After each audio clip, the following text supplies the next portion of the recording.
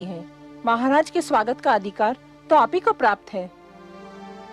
अपने स्वागत का अधिकार, देने न देने का अधिकार तो महाराज के हाथों में है। और महाराज ये अधिकार अब किसी और को दे चुके हैं। आप यही है बातें पिताश्री के स्वागत को नहीं गई? नहीं पुत्र, मैं नहीं गई। फिर मैं जाऊंगा पिताश्री का स्वागत करने। तुम भी ना जाओ पुत्र। क्यों बातें? मैं नहीं चाहती कि इतनी कम आयु में तुम पीड़ा और दुख जैसे शब्दों का अर्थ जान लो। तुम्हारे कोमल मन को तनिक भी ठेस लगी ना, तो मैं सहन नहीं कर पाऊंगी। मैं समझा नहीं माताश्री। अभी छोटे हो ना, बहुत सी बातें तुम्हें समझ नहीं आएंगी। पर माताश्री, मैं उनसे मिलने को व्याकुल हो रहा हूँ। इतने दिनों बाद तो लौटे हैं पिताश्री। जहाँ इतने दिन राह देखी है, थोड़ी देर और प्रतीक्षा नहीं कर सकते? वो यहीं आएंगे। एक बात पूछूं माते? अवश्य पूछो। क्या वृक्ष की छाया वृक्ष से दूर रह सकती है? कदापि नहीं। तो फिर पुत्र अपने पिता से कैसे दूर रह सकता है? पिता के प्रेम पर पुत्र का जन्मसिद्ध अधिकार है।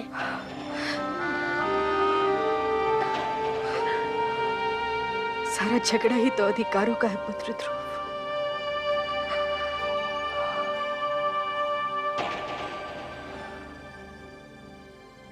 अधिकारों का है।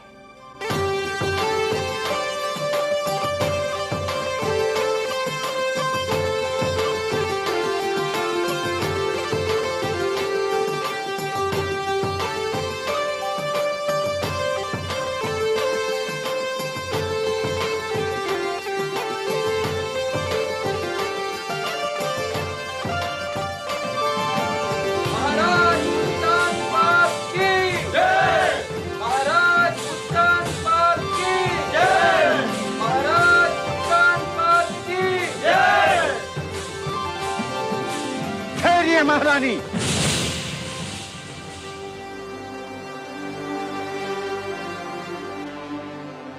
ये उचित नहीं है। क्या उचित नहीं है? महाराज के स्वागत का प्रथम अधिकार बड़ी रानी को प्राप्त होता है। किंतु ये अधिकार महाराज ने बड़ी रानी से लेकर हमें दे दिया है। क्या अंतर पड़ता है गुरुदेव? दोनों ही हमारी रानियां हैं और दोनों में से कोई भी हमारा स्वागत कर सकती है। राजा प्रजा का आदर्श होता है महाराज। राजा जो कार्य करता है, प्रजा उसी का अनुकरण करती है। राजा मार्गदर्शक होता है, समाज उसके पीछे चलता है। उचित अनुचित की परिभाषा भी राजा ही बनाता है। यथा राजा तथा प्रजा। आज जो कार्य हो रहा है, उससे समाज के बड़ों के आदर की परंपरा संकट में आ सकती है। और जब छोटे बड़ों का सम्मान करना छोड़ देंगे तो समाज में उथल पुथल मच जाएगी। और जब समाज में उथल पुथल हो तो राज्य की स्थिरता डगमगा जाती है। यदि महाराज परंपराओं को तोड़ना चाहते हैं तो आपको क्या आपत्ति है गुरुदेव? परंपराएं हमारे आदरणीय पूर्वजों ने बनाई हैं। उन्हें तोड़ने का किसी को अधिकार नहीं है। तो फिर महाराज का क्या निर्णय है?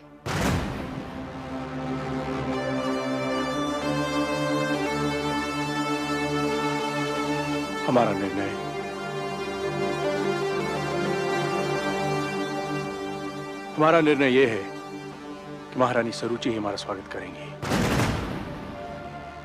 यदि आपका ये निर्णय है तो फिर किसी का भी उपदेश मुझे रोक नहीं सकता। पति का आदेश मानना ही पत्नी का धर्म है और ये धर्म मैं निभाकर ही रहूंगी।